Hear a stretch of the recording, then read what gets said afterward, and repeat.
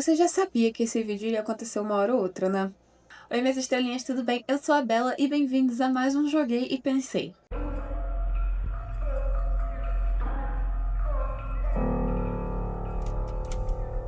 No vídeo de hoje a gente vai estar falando sobre robôs. Sim, igual a minha introdução falou pra vocês, a gente vai estar falando sobre jogos de robôs e mídias de robô no geral.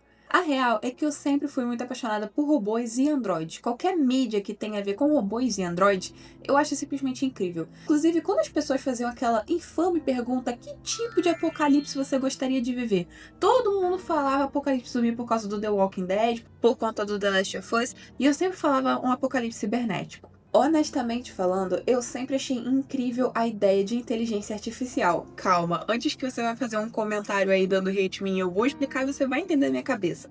Lembra quando tinham aqueles filmes e quando tinham aquelas séries que retratavam um futuro completamente utópico, onde os robôs existiam e eles tinham personalidade, até viravam nossos amigos ou algo assim? Então, eu comecei a gostar de robôs aí.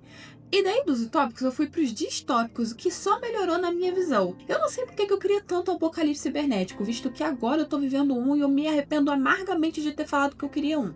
Quando eu comecei a ver os filmes distópicos, eu falei, cara, isso nunca vai acontecer. Inclusive, foi assim que eu comecei a jogar jogos de robô. Os 3 jogos que a gente vai falar nesse vídeo é Detroit Become Human, Signalis e Nier Automata. Detroit Become Human é um jogo de point and click em que nós seguimos 3 personagens principais que são androides. O Connor, a Kara e o Marcos. E nesse jogo nós vamos ser questionados sobre a nossa moral, filosofias e afins, enquanto nós controlamos os 3 pontos de vista sobre histórias que estão acontecendo e tem inúmeros finais, mas é muito bom mesmo.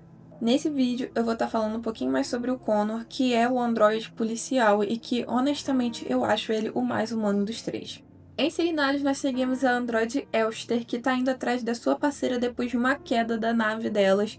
E basicamente ela passa o jogo inteiro indo atrás da sua parceira. O mais legal é que além de ser um jogo de romance lésbico, também é um jogo com uma pegada retrô. Então você vai ter aquele gostinho de jogar um jogo tipo Resident Evil nos primórdios deles lá no PlayStation 1. Nier Automata é um jogo de RPG hack and slash onde a gente segue a 2B e o 9S, que são 2 unidades androides que andam juntas. O 9S ele é estratégico e a 2B é de combate, enquanto eles vão fazendo missões ao redor do planeta Terra.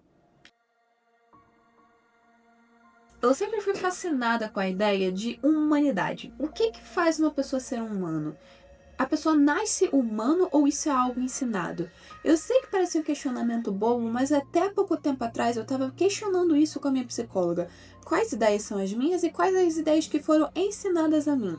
Porque eu me agarro completamente às coisas que foram ensinadas a mim quando eu era criança. As morais, o que é bom, o que é ruim, tudo isso eu me seguro de uma forma bem forte. Então, será que ser humano é uma coisa ensinada? Eu sempre tive essa curiosidade muito grande, até porque tem muitas pessoas ruins no mundo. E as pessoas tentam atribuir essas coisas a doenças, mas nem sempre a pessoa tem alguma coisa. Fala assim, ai, mas são psicopatas e tudo. Nem sempre são. A crueldade vem de dentro e a gente espera, por exemplo, que os robôs sejam tão frios quanto. É por isso que em Detroit Become Human, quando a gente começa a seguir a trajetória do Connor, a gente vê que as pessoas tratam ele como uma coisa fria, uma coisa vazia. E honestamente, sim, foi para isso que ele foi criado. Ele foi criado para poder seguir as leis, para poder morrer se for o caso, porque não vai estar desperdiçando uma vida humana, mas conseguir manter a todos seguro. Só que existe um limite pela qual você começa a ensinar alguma coisa a só seguir leis. Isso acontece também no nosso mundo, não? Eu vou te fazer uma descrição agora e você me fala quantos casos você consegue assemelhar a essa descrição. Pensa numa pessoa que sempre achou que estava fazendo exatamente o correto. E aí ela cresce sabendo o que é correto a vida inteira. Tudo é preto no branco. E ela começa a exercer uma função que coloca todas essas coisas certas em função. E ela faz de tudo para manter o bem acontecendo. Não é isso que o Connor faz? Exatamente isso que eu quero chegar. A diferença entre o Connor, o policial, e um policial humano é quase nenhuma. Durante a trajetória do jogo, a gente vê outros androides tendo vários questionamentos. A gente vê que todos eles vão chegar na questão da humanidade de formas diferentes. E apesar que, claro, os outros 2 vão pela forma da empatia, eles conseguem empatia mais cedo, isso não significa, por exemplo, que o Connor não vá conseguir. Tudo depende das escolhas dele. E aí, não é interessante quando a gente começa a pensar que tudo é sobre as nossas escolhas? Por exemplo, assim, em Signalis, nós somos uma androide que está indo atrás da nossa parceira navegante. Eu amo esse jogo porque além dele ser sobre robôs, ele é sobre lésbicas também, então eu vivo num paraíso. Nós vamos atrás da nossa parceira a vida inteira. Não importa o que nós vamos atrás dela. Nós não sabemos o porquê nós vamos, mas nós sabemos que ela está nos esperando. E durante o jogo pode parecer que não, mas as suas escolhas fazem uma grande diferença. Por exemplo, o Signalis tem vários finais. E tem um final que você só consegue se você fazer escolhas bem específicas. Bem como na vida real, nós só chegamos em alguns lugares se nós fazemos escolhas bem específicas. Eu acabei percebendo que em jogos de robô, mídias de robô, geralmente as suas escolhas são muito importantes para o determinar da obra. Em Signalis, por exemplo, a gente poderia não encontrar a nossa amada, a gente poderia morrer no meio do caminho, a gente poderia salvá-la, a gente poderia, enfim, inúmeras coisas. E eu digo que isso nem é spoiler, porque você consegue pensar nesses finais. A humanidade, pra mim, sempre foi algo muito esquisito. Eu não sei o que configura uma alma. Eu não sei o que pensar de uma alma. Tipo, o que é ter alma? Dentro da religião, a alma é algo porque nós fomos criados por Deus, certo? Mas quando a gente está no mundo e a gente começa a pensar o que configura uma alma, a gente não consegue entender de onde vêm todos esses sentimentos. É como uma força invisível que nos mantém em pé. A gente entende que as coisas não têm alma porque as coisas não sentem como a gente, as coisas não pensam como a gente. Eu acho isso de um egocentrismo enorme. Até porque a gente não sabe o que é a alma. Nós temos uma ideia do que seja, mas essa ideia é fundamentada unicamente nos nossos sentimentos. Não tem evidência física, além da fé, sobre a alma. Então por que a gente não pode ensinar algo a ter alma?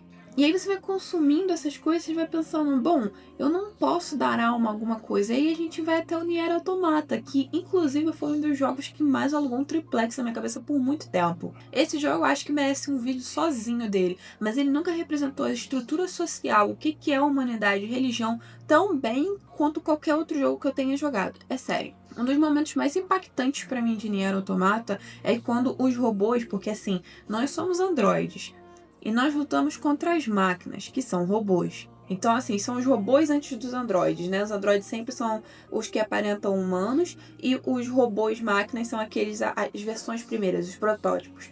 Dentro do jogo, eles conseguem constituir uma religião. Cara, é sensacional essa parte do jogo, sério.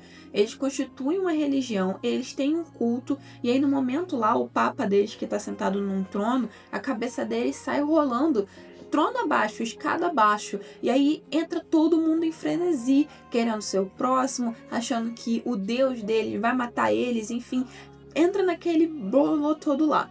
E aí você vai saindo com o 2B e com o 9S, você vai saindo do lugar em questão, e aí quando você sai e pega uma curva, você vê robôs chorando, assim, eles estão tremendo, com o rostinho escondido e tudo, e quando você se aproxima, você vê inúmeros diálogos como: por que eu, Deus? Eu não sei por que isso está acontecendo comigo. Eu tô com medo, por favor, não me leve. É sério, tem esses tipos de diálogo. Olha, esse jogo alugou um triplex na minha cabeça por tanto tempo que eu só sabia desenhar esses robozinhos. Eu até queria tatuar eles, eu gosto muito deles. E aí a gente vê durante o jogo inteiro a 2B e o 9S procurando o que é esse sentimento de humanidade. Até porque, tipo, a 2B ela rejeita o tempo inteiro que ela possa sentir alguma coisa, que ela esteja sentindo alguma coisa, e o 9S consegue ver claramente a humanidade dela. Pro 9S não importa se eles são dito que eles têm sentimentos ou não. Pro 9S eles têm. E pronto, acabou. Pra 2B, que foi criada pra ser combatente, que foi criada pra ser mais racional, ela não sente. E aí tá vendo a ligação? É tipo o Connor. O Connor foi feito pra não sentir. Logo, mesmo que ele esteja sentindo, ele vai sempre questionar se ele tá sentindo ou não, a comparar com os outros personagens que sabem exatamente o que eles estão sentindo.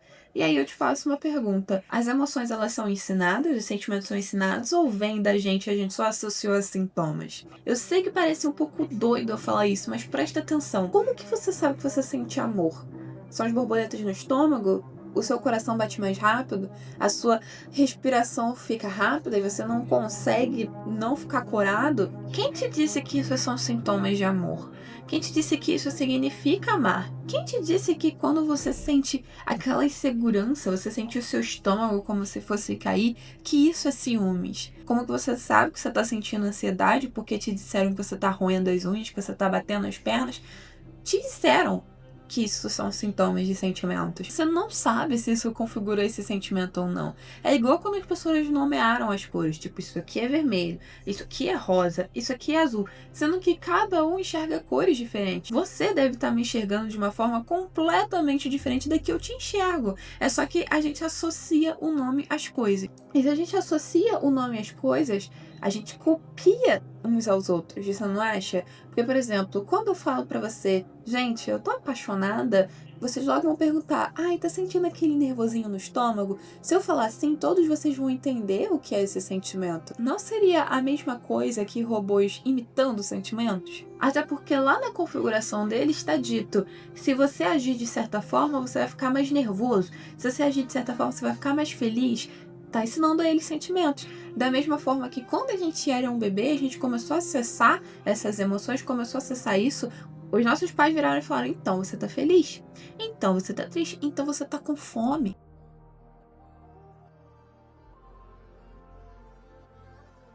Há muito tempo atrás, eu escutei uma música chamada Being Human, dos Crooks. Tá tocando no fundo desse vídeo. E antigamente eu era muito, assim, apaixonada por two-step. E esse cara sempre fez two-step. Se você não sabe o que é two-step, é dubstep, só que calma. Eu era apaixonada por isso quando eu era mais nova. E sempre que eu escutava essa música, eu pensava em robôs e androides, porque essa música se perguntava, eu não sei mais o que é ser humano. Cara, o que é ser humano? O que é a humanidade? O que é ser feito e composto dela? É um grupo de ensinamentos, são coisas que a gente sente que é verdadeira ou não. Se a gente sente que é verdadeira ou não, será que não foi porque nós fomos expostos a isso desde muito cedo e impostos a isso muito cedo? Será que a gente só não tá copiando uns aos outros e tentando viver no que a gente chama de sociedade e sobreviver assim? Porque se você for parar pra pensar no Detroit Become Human, é exatamente isso que os androides tentam fazer. Antes deles começarem a pensar nos seus próprios modos de serem divergentes e de fazerem rebelião, mas tipo, se vocês forem parar pra pensar também, rebeldia também é algo intrinsecamente humano. Nós fomos feitos para se conformar, mas dentro de nós não nos conformamos. E aí a gente também vê isso em Serinalis, porque a personagem principal tá indo contra todas as suas coisas pra ir atrás da amada dela, e a gente vê isso em Nier Automata, que a gente também pode se tornar divergente, e que as máquinas se tornam divergentes também. Enfim, tudo isso vai mostrando que a gente é divergente no final. Existem livros sobre isso, inclusive. Fictícios ou não, mas sempre me fizeram ver que todo mundo se questiona o que é a humanidade, e se a humanidade é ensinada ou não. Existe um episódio de Love, Death and Robots que se chama Zima Blue. E esse episódio é simplesmente sensacional. Foi da primeira temporada de Love, Death and Robots e é o último episódio. E pra você ter noção, eu assisti quando saiu e é o episódio que fica comigo até hoje. Em Zima Blue, a gente acompanha um artista fenomenal. A gente tá num futuro assim super cyberpunk e tudo, completamente distópico. E esse artista pinta as coisas mais bonitas do mundo. Pinturas enormes que vão além do planeta, que chegam em outros planetas e todo mundo consegue ver. A partir de um momento, ele começa a ficar obcecado em pintar um quadrado azul. Ele tenta pintar outras formas, triângulo e afins, mas ele sempre volta pro quadrado azul. E aí as pinturas deles começaram a ser quadrados azuis maiores. Tipo, ele pintava galáxias, pintava Andrômedas enormes com quadrado azul no meio. E aí esse quadrado azul ia aumentando. Até um dia que ele só começou a pintar esse quadrado azul. Ninguém sabia de onde vinha esse azul. Então as pessoas foram lá e chamaram esse azul de Zima Blue, porque o nome dele era Zima. E aí o episódio conta da repórter que tá investigando ele e afins. E aí ele conta que ele é um androide e que, na verdade, antes dele ser um androide, ele era uma simples máquina construída por uma menina para limpar piscina. E ela amava tanto ele, amava tanto essa criação que ela fez, que começou com uma criação tão simples, que era só para limpar o azulejo de piscina, e depois foi virando algo maior. Ela foi melhorando ele. Até que um dia ela faleceu, ele foi atrás de conhecimento, entender quem era ele, fez essas inúmeras pinturas, fez inúmeras diferenças no corpo, viajou o mundo, mas no final ele só queria voltar para casa, ele só queria voltar a ser ele mesmo. E ele mesmo nada mais era do que um robô que limpa azulejos de piscina. Então a última obra dele era literalmente se desfazer nessa piscina e voltar a ser o que era antes. Eu contei esse episódio inteiro pra você porque eu quero muito que você assista ainda assim. No final, quando ele faz essa grande arte, ele se desfaz e vai para a origem dele, que é só limpar azulejo. Eu acho simplesmente incrível a ideia de que todo mundo tá procurando ir para casa. Todo mundo procura uma sensação de pertencimento, todo mundo procura uma sensação de lar. Independente de seja de onde a gente acha, se seja numa pessoa, num lugar, num animal, o que quer que seja, a gente tenta procurar um lugar para pertencer. E o fato de que ele estava procurando o tempo todo, que ele se tornou um artista gigante, que ele fazia coisas incríveis e mesmo assim ele só queria voltar pra casa. Cara, não dá pra dizer que isso não é humano. Afinal, é humano querer pertencer. Esses tipos de história entram na minha cabeça porque aqui, só conversando com vocês, já consigo pensar em outras artes que abordaram o mesmo tema, como por exemplo Westworld, que é muito bom e é sobre robôs também. E aí a gente chega nos dias de hoje.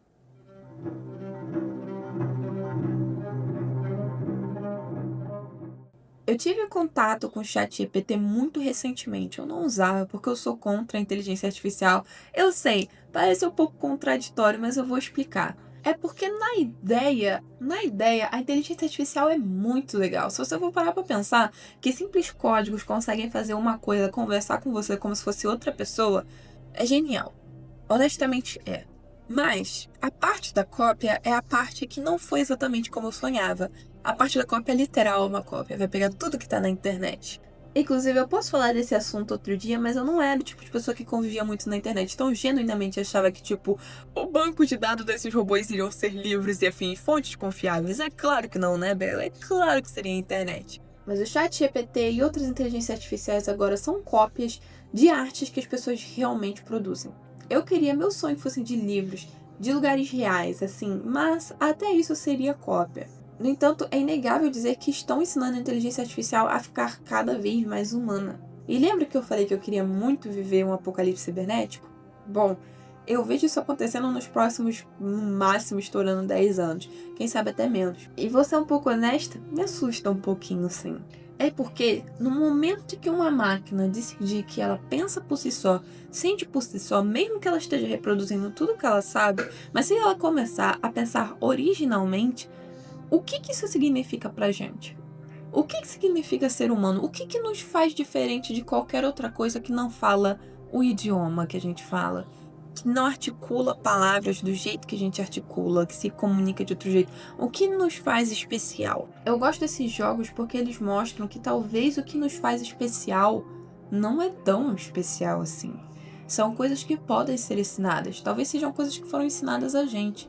Talvez o que nos torna especial é algo que a gente ainda nem descobriu o que é, porque a gente está muito preocupado em ser exatamente igual às outras pessoas, a agir pelas normas, a ir com as morais, independente de quais essas morais sejam. Até porque participar de um grupo, mesmo que esse grupo seja igual a você, ainda assim é participar de uma comunidade, não é? E no final do dia, eu acho que todo esse papo de humanidade, tudo isso que nos faz ser humano é algo que pode ser compartilhado. E nos assusta, pelo menos me assombra, compartilhar isso. Me assombra porque tudo que a gente sabe até agora, tudo que a gente achou que era intrinsecamente nosso, talvez não seja tão intrinsecamente nosso. Eu sei do que eu sinto. Eu sei que eu sinto muitas coisas. Eu me entendo como gente, sabe?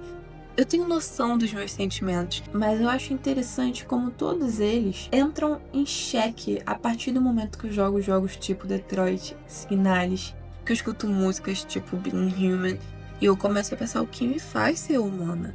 Qual é a minha humanidade? O que é a minha humanidade? Eu sei que é um pouco difícil de questionar, até porque questionar o que nos faz humano significa questionar toda a nossa vida. Mas eu acho importante, porque se a gente consegue ensinar as pessoas a serem mais humanas, se a gente consegue ensinar coisas a serem mais humanas, talvez a gente consiga ensinar uns aos outros mais gentileza, igual a gente ensina o ódio. Em todos esses jogos que eu mencionei, uma coisa em comum tem entre eles. Tem personagens que são feitos apenas para lutar. Nós tratamos as coisas para lutar no nosso lugar, para viver no nosso lugar, para que a gente não seja exposto a perigo, então a gente coloca as coisas em perigo. Entende? Se você for parar para pensar, os androides que lutam em Nier, o Connor que luta em Detroit Become Human, Signalis inteiro, se você for parar para pensar, são iguais aos soldados que são mandados para lutar, são iguais aos trabalhadores que são feitos para trabalhar nos lugares do chefe. Entende? quando eu começo a ver as vivências que são extremamente iguais, não é como se a gente estivesse substituindo um pelo outro, os androides substituindo os humanos, e sim os androides sendo alvo de toda a ignorância e toda a crueldade que nós temos para destilar contra eles, porque nós julgamos que eles não são vivos. Mas será? Quando a primeira máquina aprender a ter humanidade, aprender a mimicar certamente, quando os códigos não tiverem mais falhas, porque a tendência é só melhorar, será que isso vai escancarar a nossa crueldade? Será que isso vai escancarar o nosso egoísmo?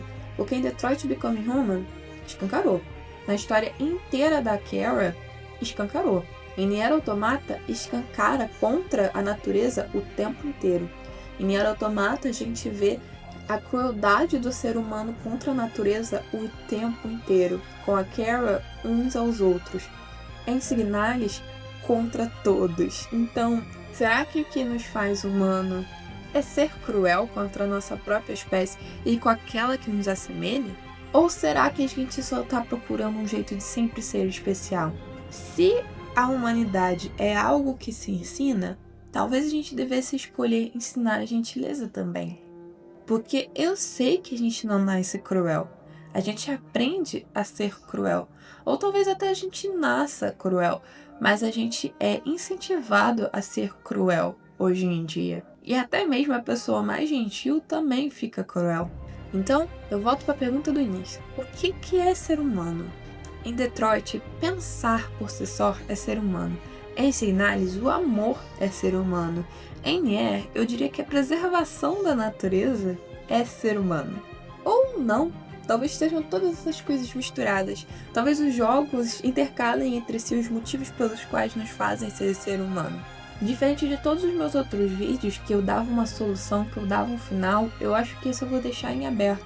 Porque eu não consigo pensar numa resposta para isso. Eu não consigo pensar num momento em que todas essas minhas análises, todos esses meus pensamentos façam algum sentido. Mas eu não podia deixar de compartilhar. Afinal, eu gosto de jogar e pensar. E mais do que tudo, eu gosto de jogar e pensar com você.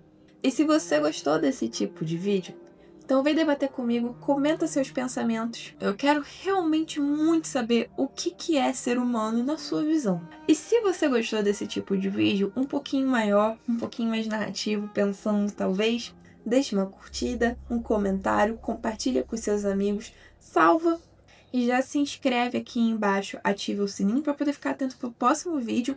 E se você gosta do jeito que eu penso sobre jogos, sobre música, sobre séries e afins, me segue porque eu faço live aqui também jogando esses jogos e pensando junto com você. Você sempre pode deixar uma sugestão pra mim, que eu quero muito olhar. Eu sou a Bela, esse foi mais um Joguei e Pensei. E eu vejo você no próximo vídeo. Um beijo, estrelinha.